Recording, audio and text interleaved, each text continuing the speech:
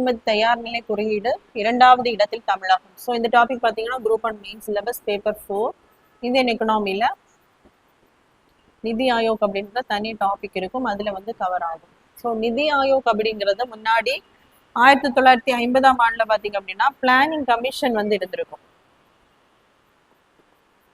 நம் நாட்டினுடைய அந்த பொருளாதார வளர்ச்சிக்காக என்னென்ன பிளான்ஸ் வந்து கொண்டு வரலாம் அப்படிங்கிறத இந்த பிளானிங் கமிஷன் என்ன பண்ணுவாங்கன்னா பரிந்துரைப்பாங்க. அதே மாதிரி எவ்வளவு ஃபண்ட் வந்து அலோகேட் பண்ணலாம் அப்படிங்கிறதும் இந்த பிளானிங் கமிஷன் என்ன பண்ணுவாங்கன்னா அலோகேட் பண்ணுவாங்க.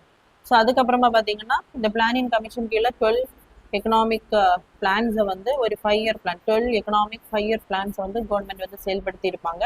அடுத்ததாக பார்த்தீங்க அப்படின்னா ஜனவரி 1, 2015ஆம் ஆண்டு இந்த பிளானிங் கமிஷனை ரீப்ளேஸ் பண்ணிட்டு தான் இந்த நிதி ஆயோக் அப்படிங்கிற அமைப்பை வந்து கொண்டு வந்திருப்பாங்க. ஸோ நிதி ஆயோக் அப்படிங்கிறது national institution for transforming India.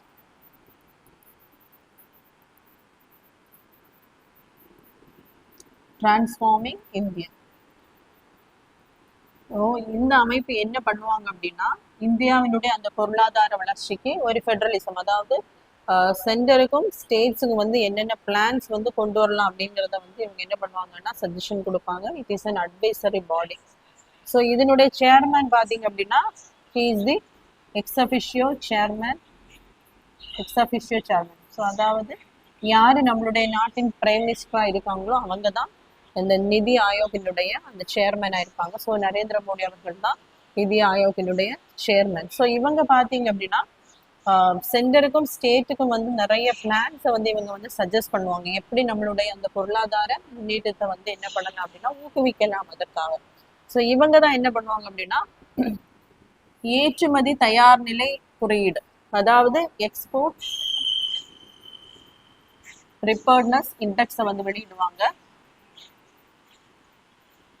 எதற்காக அப்படின்னு பார்க்கும்போது அந்த மாநிலங்களிடையே அந்த பொருளாதார வளர்ச்சி ஏற்றுமதியை வந்து அதிகப்படுத்துவதற்காக தான். இப்போ சில ஸ்டேட்ஸ் பார்த்தீங்கன்னா முன்னாடி இருப்பாங்க, மற்ற ஸ்டேட்ஸ் வந்து பின்னாடி இருப்பாங்க. ஸோ அதை அவங்களே வந்து இந்த இண்டெக்ஸை வந்து வெளியிட்டு அவங்களே ஊக்குவிப்பதற்காக தான் இந்த நிதி ஆயோக் பார்த்தீங்க அப்படின்னா இந்த எக்ஸ்போர்ட்ல வந்து அந்த தரவரிசையை வந்து வெளியிடுறாங்க. ஸோ இதன் அடிப்படையில் பார்த்தீங்க அப்படின்னா 2024வது அந்த தரவரிசை பட்டியலை தான் வெளியிட்டிருக்காங்க.